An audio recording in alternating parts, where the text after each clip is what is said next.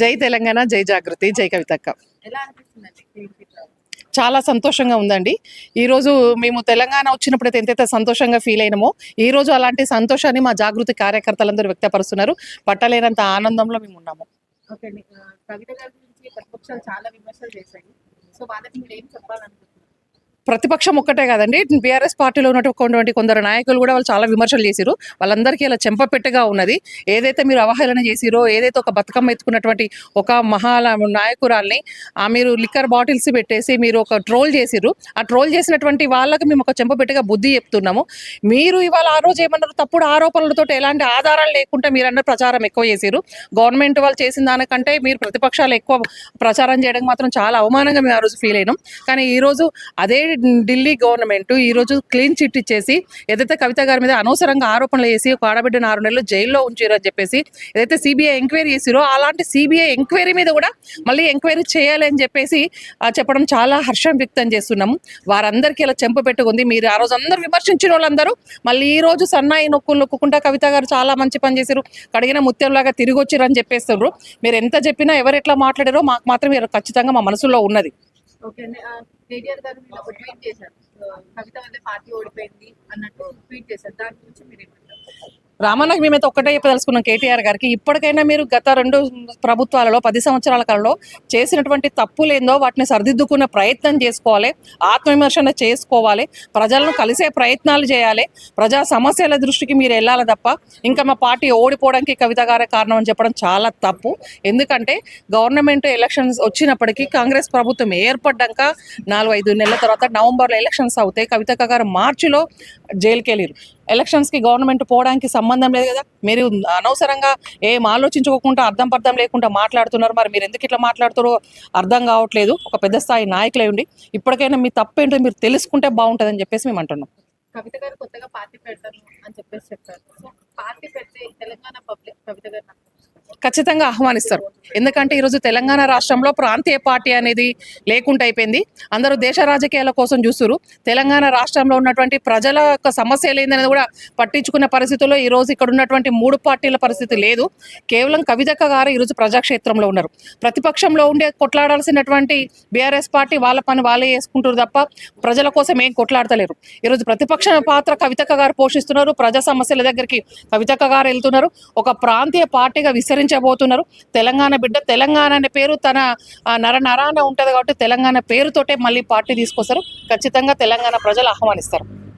Party పెడతాము, ప్రజల్లోకి వస్తాము అంటున్నారు. అసలు ఏ విధంగా అంటే ఇటు కాంగ్రెస్ ఉంది, ఇటు బీఆర్ఎస్ ఉంది, బీజేపీ కూడా ఉంది. ఆల్రెడీ ఇవన్నీ చేసిన పార్టీలు. సో ఇప్పుడు కొత్త పార్టీ పెట్టగానే అధికారాన్ని జాగ్రత్తారంటారు.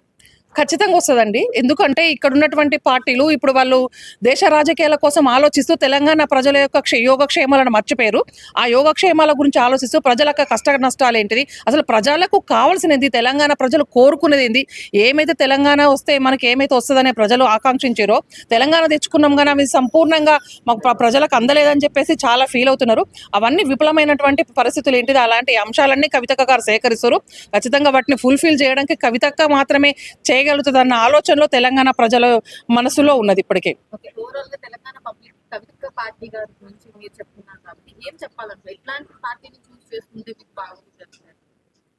ఖచ్చితంగా మా పార్టీలో మాత్రం తెలంగాణ అనే పేరు ఉంటుంది. మా నరనరాల్లో కూడా తెలంగాణ ఉంటుంది కాబట్టి తెలంగాణ అనే పేరు మాత్రం ఖచ్చితంగా ఉంటుంది. కేవలం మీ ప్రాంతీయ పార్టీని మాత్రమే చూస్ చేసుకుంటున్నాం. అనుక్షణం ప్రజల వద్ద ఉండేటువంటి నాయకులను మాత్రం కవితక్క గారు సెలెక్ట్ చేసుకొని రేపు అవకాశం ఇస్తారు. ఎందుకంటే అగ్రకులాలకు కావచ్చు, ధనవంతులకు మాత్రం టికెట్లు ఇచ్చి మీరు ఎక్కడో కూర్చోండి, ప్రజల యోగక్షేమాలు వదిలేసేయండి, ఫామ్ హౌస్లలో కూర్చోండి అన్నటువంటి పరిస్థితి ఉండదు. ప్రజాక్షేత్రంలో ఉండి కష్టాలను తెలుసుకునేటువంటి వాళ్ళకి మాత్రం కవితక్క గారు ఇస్తారు కాబట్టి అలాంటి నాయకులను సపోర్ట్ చేస్తారు. కాబట్టి పార్టీ ఖచ్చితంగా ముందుకెళ్తుంది. Thank you. జై తెలంగాణ. నమస్తే. ఓకే, ఇది న్యాయ పోరాటంలో కవిత గారు గెలిచిండ్రు. ఇది అద్భుతమైనటువంటి విజయం వారు సాధించిండ్రు న్యాయ పోరాటంలో అని చెప్పేసి మేము అనుకుంటున్నాం. ఎందుకంటే వారిని అక్రమంగా నిర్బంధించి లేని కేసులో వారిని ఇరికించి దాదాపుగా 6 నెలల పాటు జైల్లో బంధించి అయినా కూడా వారు బయటకు వచ్చి ప్రజాక్షేత్రంలో అద్భుతంగా ప్రజల సమస్య కోసం వెళ్తున్నటువంటి ఈ తరుణంలో క్లీన్ చిట్ రావడం అనేది ఒక అద్భుతమైనటువంటి విజయంగా ఇది మేము భావిస్తూ ఉన్నాం. తప్పనిసరిగా ఇది వారికి పెద్ద బూస్టింగ్ అని మేము అనుకుంటున్నాం. ఓకే అండి. ట్విట్టర్లో నిన్న కేటీఆర్ గారు ఒక ట్వీట్ చేశారు. కవిత వల్లే టీఆర్ఎస్ పార్టీ ఓడిపోవడం జరిగింది అంటూ మరోవైపు కంగ్రాట్స్ చెప్తూ ఇంకోవైపు చేశారు. దాన్ని మీరు ఏమనుకుంటున్నారు? కవిత గారి వల్ల ఓడిపోలేదండి. వాళ్ళ పార్టీ అహంకార పూరిత వల్ల వారు ఓడిపోయింది. అప్పుడు ఉన్నటువంటి పరిస్థితిలో 2023లో జరిగినటువంటి ఎన్నికల్లో చాలామంది అనేక మంది కార్యకర్తలు కనీసం ఒక 30 మంది అభ్యర్థులు మార్చాలని చెప్పేసి మొరబెట్టుకున్నాగని చెప్పేసి వాళ్ళు దాన్ని పట్టించుకోలేదు. ఆ కారణంగా అది ఓడిపోయింది. అదేవిధంగా కనీసం ప్రజలకు కలవకుండా, అటు కేసీఆర్ కలవకుండా, ఇటు కేటీఆర్ కలవకుండా ఎవ్వరు కూడా ప్రజలకు అందుబాటులో లేకపోవడం వల్ల ఆ పార్టీ ఓడిపోయిందే తప్ప కవిత గారి వల్ల ఓడిపోయిందని చెప్పేసి అనడం అనేది చాలా తప్పు. ఓకే అండి. ఇప్పుడు కవిత గారు కొత్త పార్టీ పెడతాను, ప్రజల్లోకి వస్తాను అంటున్నారు. అంటే జాగృతి పేరుతో ఆల్రెడీ రాష్ట్రం అంతా తిరిగారు కవిత గారు. మరి అలా ఆ టైంలో కవిత గారు తిరిగినప్పుడు పబ్లిక్ కవిత గారిని ఎట్లా రిసీవ్ చేసుకున్నారు?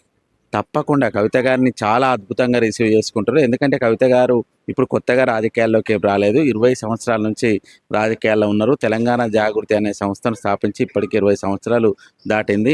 ఈ 20 సంవత్సరాల్లో కూడా తెలంగాణ జాగృతి ద్వారా అనేక కార్యక్రమాలు చేసి ఉన్నారు. అనేక పోరాటాలు చేసి ఉన్నారు. వాళ్ళ అసెంబ్లీలో అంబేద్కర్ విగ్రహం పెట్టాలని చెప్పేసి వారే ఫైట్ చేసి సాధించిండ్రు. 48 గంటల దీక్ష చేసి కూడా అక్కడ అంబేద్కర్ విగ్రహాన్ని పెట్టడానికి కారకులైండ్రు. అదేవిధంగా మన తెలంగాణకు సంబంధించినటువంటి అనేక చారిత్రక అంశాలు, సాంస్కృతిక అంశాలు, చరిత్రకు సంబంధించినటువంటి అన్ని తప్పుదోవ పట్టించేటువంటి ఒక పాఠ్యాంశాలు ఉన్నటువంటి తరుణంలో వారు తెలంగాణ జాగృతి సంస్థ ద్వారా అనేక అంశాలను కూడా వారు సరిచేయడం జరిగింది. ఆ రోజు శాతవాహనుల తొలి రాజధాని ఎక్కడ అంటే గుంటూరు జిల్లాలోని దానేకటకం అని చెప్పేసి మేము చిన్నప్పుడు చదివేది. కానీ కవిత గారు తెలంగాణ జాగృతి స్థాపించిన తర్వాత కవిత గారు అప్పుడు ఉమ్మడి రాష్ట్రంలో ప్రభుత్వాలకు నివేదించడం ద్వారా అది దానేకటకం కాదు, కరీంనగర్ జిల్లాలోని కరీంనగర్ జిల్లా అని చెప్పేసి అందులో మార్పు చేయడం జరిగింది. అదేవిధంగా పోతన ఎక్కడ వాడాలంటే వాళ్ళు అప్పుడు కడప అని చెప్పేసి వారు క్లెయిమ్ చేయడం జరిగింది. కాదు, బ్రహ్మర పోతన మన వరంగల్ జిల్లా వాడని చెప్పేసి కవిత గారే వారు చెప్పడం జరిగింది. ఆ విధంగా అనేక చారిత్రక అంశాలు తప్పుగా ఏదైతే లిఖితమైందో పాఠ్యపుస్తకాలల్లో అవన్నీ కూడా కవిత గారే సరిచేయడం జరిగింది. అప్పుడు చిన్నప్పుడు అట్ల తద్దె గురించి పాఠ్యాంశం ఉండేది. బతుకమ్మ గురించి కనీసం ఒక పేజీలో కానీ ఒక వార్త కానీ ఉండేది కాదు. కవిత గారు ఎప్పుడైతే బతుకమ్మ అనే అంశాన్ని ఎప్పుడైతే తీసుకొచ్చిండ్రో అప్పుడు మాత్రమే ఈ ప్రపంచానికి బతుకమ్మ అనేటువంటిది ఉన్నది అని చెప్పేసి తెలవడం జరిగింది. ఆ రకంగా అప్పటి ఉమ్మడి పాలకులు ఏం చేసిందంటే మన తెలంగాణకు సంబంధించినటువంటి చారిత్రక అంశాలను వివక్ష గురి చేసిండు, విస్మరణ గురి చేసిండు. అలాంటి సందర్భంలో కవిత గారు తెలంగాణ జాగృతి ద్వారా మన యొక్క తెలంగాణ ఆకాంక్షలను ప్రతిబింబించిండు. కనుక తప్పనిసరిగా కవిత గారు రాబోయే రోజుల్లో తెలంగాణ జాగృతి ఆధ్వర్యంలో ఒక పార్టీని కనుక స్థాపిస్తే వారు అద్భుతమైనటువంటి విజయాలను సాధిస్తారనే నమ్మకం మాకుంది.